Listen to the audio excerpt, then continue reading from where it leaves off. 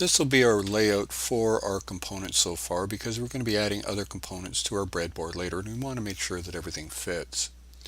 Now notice this is our LED here, our external LED. This is our 7-segment display, and this is our isolated resistor pack.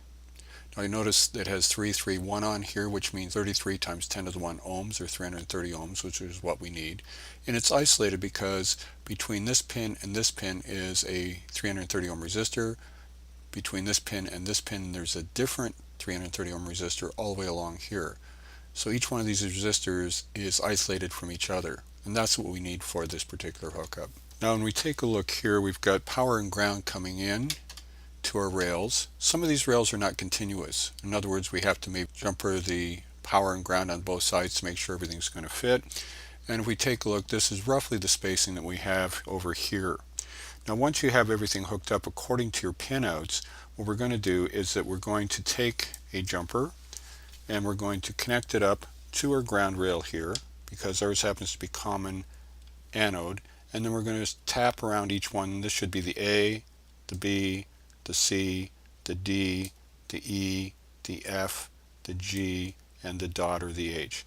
And when we have that, we're ready to go to the next step, which is going to be connecting this to our connectors up here on our Arduino type connector. Now at this point we're going to add these wires, and you're going to add those wires as it shows here to the various connectors. And once we've got that happening, what we're going to do is we're going to take a look at this program. Now when we run this program, what we're going to see is the 7-segment displays going like this and then back up, so it's going to light up A, B, C, D, E, F, G, and H or dot, and then backwards through this thing over and over again. And notice one of the things you're going to see here, this one here is D11, and it's the most significant bit because it's going to be connected up to the A segment here. All the way down to D2 is going to be connected up to the dot here. So a couple other things that you should make note of as we look through the code itself.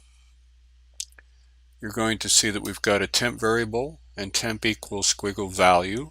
And the reason for that is that this is for common anode. If you have common cathode, you just take out the tilde or the squiggle here and here.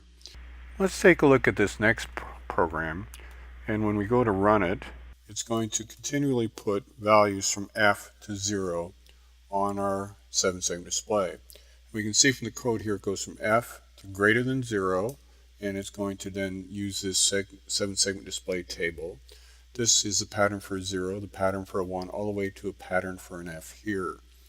Now patterns F to 1 will be displayed using this code here, and the pattern for a 0 is going to be displayed here.